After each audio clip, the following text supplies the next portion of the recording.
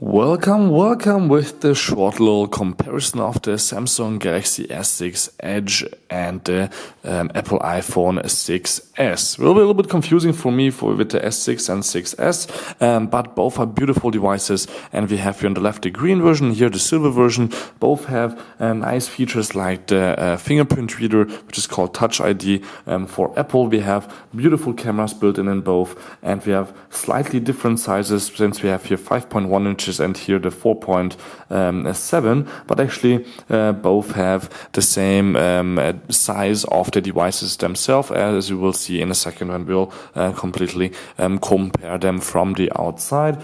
First, I want to tell you a little bit about the hardware, like for example that we have here on this phone a quad-core processor, or actually dual-core processor built in, which means that we have twice 1.8 gigahertz with 2 gigs of RAM, and here in this one we have an octa-core, so 8-core processor with 3 gigs of RAM already built in, which is actually quite crazy if you think about the differences, but still both are quite fast, shoot beautiful pictures, videos, both in 4K.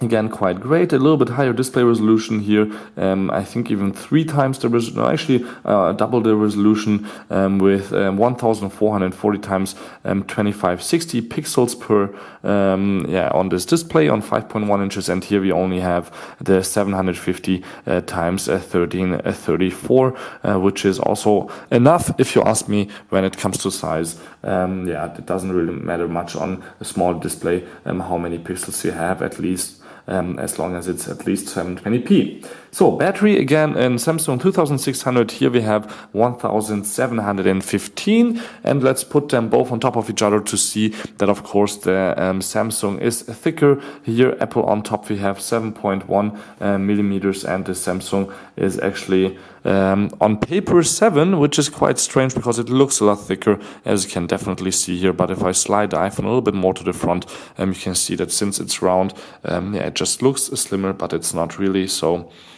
you could say both are the same thickness. In weight, the Samsung is 132 grams, and here we have 143, so almost 10 grams difference. We have here full metal body, so that means that makes that a lot heavier. The Samsung only has glass on the back and metal all around, which is alright, but therefore, of course, metal is a little bit softer. You can see I have some scratches already in here that the iPhone will probably also get after a few days and weeks of usage. Again, if you put them on top of each other, connector wise kind of similar. Speakers, USB ports, headset, volume rockers the same. We have here a mute button, of course. Infrared is something that Samsung has, which is quite nice.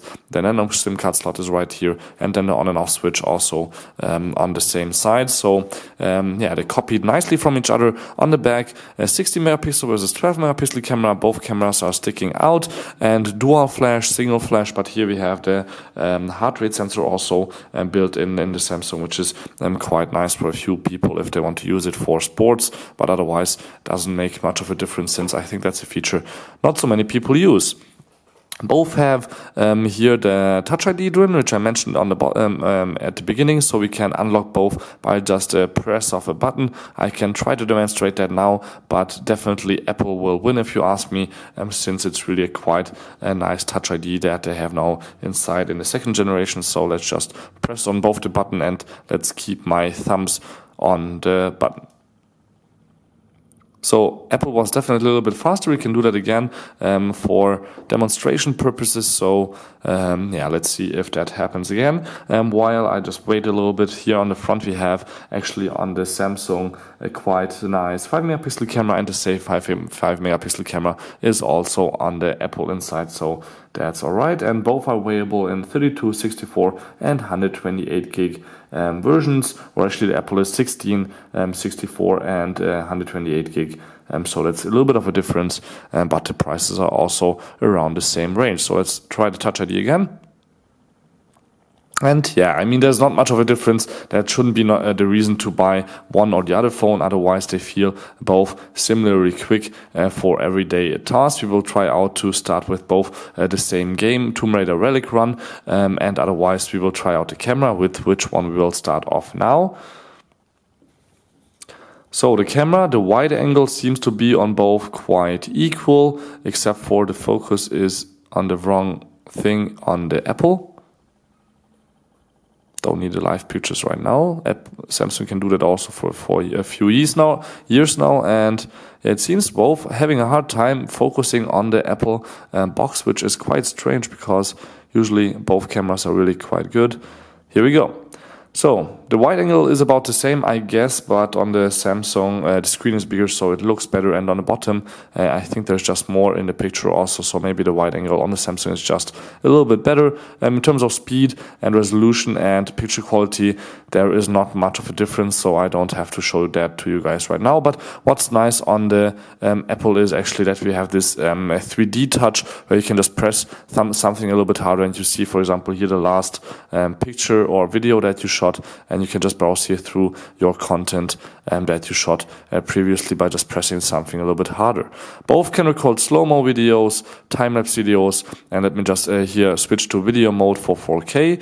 Here I cannot switch to video mode, I just have to hit the video button and it starts shooting in 4K, but it looks exactly the same as when I would just take a picture in terms of resolution. So again, here the wide angle is not comparable, but the Samsung seems to just have a little bit better of a chance there. Let's compare the 5 megapixel front cameras, where we have again a lot better of a wide angle. In the Samsung, almost my whole camera fits inside the picture. There is a lot of space above my head. On Apple, I'm just really big.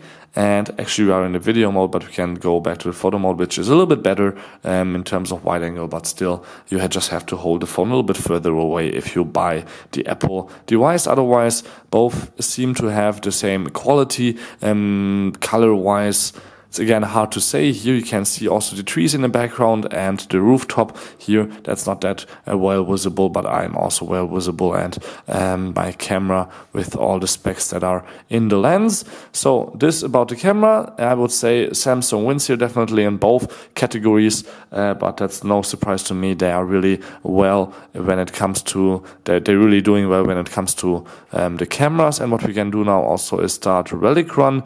Let me search it, and then let's just press on both the game start. So on the left we have 3 gigs of RAM, and on the right we have 2 gigs of RAM, and the app Samsung still tries to tell me here the story, which it only does usually the first time you open up the game. So what I will do now is actually I think I will close them both again and try it again, because that was not fair actually. But yeah, the Android device with more RAM seems to be just a little bit slower. So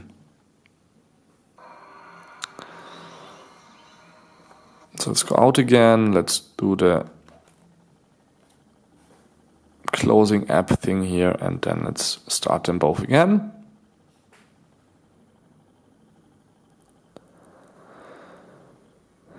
And Apple is just really amazingly quick, while on Samsung you have to wait forever. Even though we have a lot faster of a processor inside and more RAM. Let's start running. The colors and the resolution just looks better here on the Samsung. Almost died there. Have to concentrate on 2 screens at the same time. That's not that easy for me. Sorry guys about that. But I try to manage.